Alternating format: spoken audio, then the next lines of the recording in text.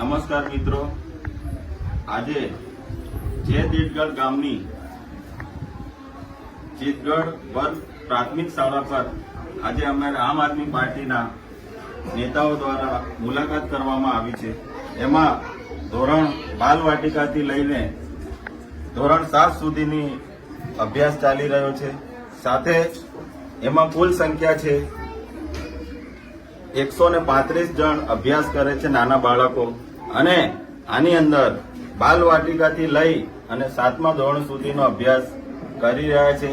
અને તમે જોઈ શકો છો કે 1 થી 7 ધોરણ સુધી અને બાલવાટિકા સુધીનો અભ્યાસ અહીંયા થઈ રહ્યો છે।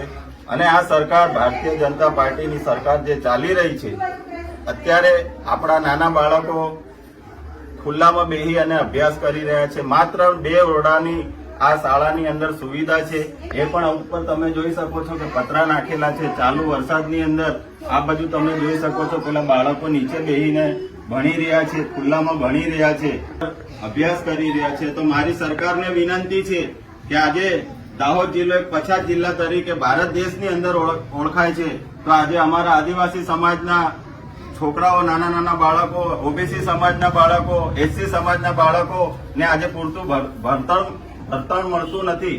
તો અમારી સરકારને ખાસ વિનંતી છે કે જલ્દીથી જલ્દી આ ઓરડા બનાવી અને આ બાળકોને ન્યાય મળે ને અભ્યાસ મળે એવી સુવિધા કરવામાં આવે છે। અમે દાહોદ જિલ્લાના શિક્ષણ અધિકારીને પણ લેખિતમાં આપવાના છે, સરકાર દ્વારા પણ વિનંતી કરવાના છે કે અમને ક્યાંક ને ક્યાંક આ ગામને પછાત તરીકે રાખવામાં આવે છે, એમને શાળાઓ જોડે અન્યાય કરવામાં આવે છે। શિક્ષણ મંત્રી મોટા મોટા વાયદા કરે છે કે અમારા બાળકો ગુજરાત ભણશે, જાગશે ગુજરાત, પણ આજે અમારા આદિવાસી સમાજ હોય, ઓબીસી સમાજ હોય, એસસી સમાજના બાળકો નીચે બેસી અને અભ્યાસ કરી રહ્યા છે।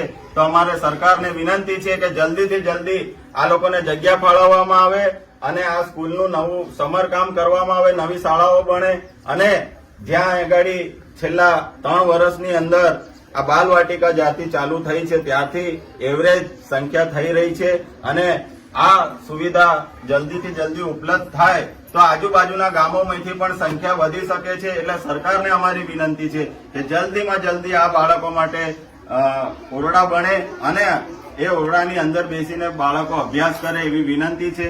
જય હિન્દ, જય ભારત, જય જય ગરવી ગુજરાત।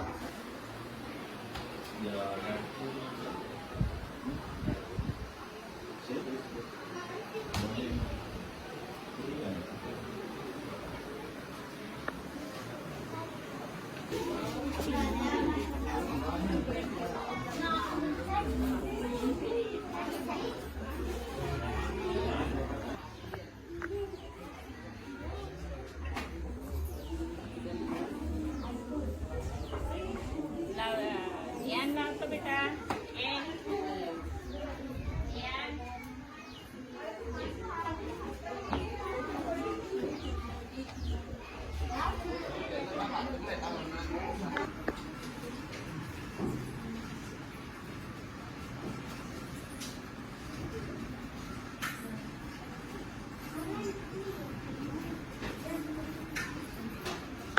તમે દિવાલ મૂકી રાખો, સારું છે ખુરશી પર।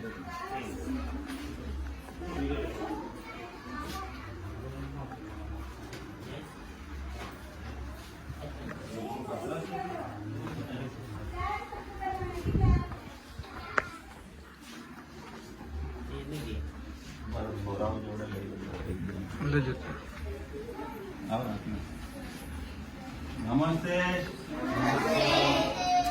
એવું ભણો છો? બરાબર ભણો છો ને? હે, એબીસીડી આવડે? બોલો જય।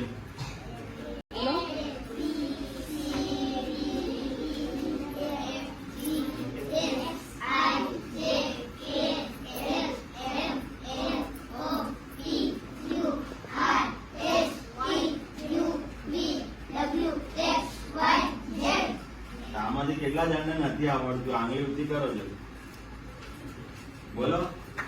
બધા હોશિયાર છે, કઈ નહીં ભણો હો। નાનો આ લઈ લીધું।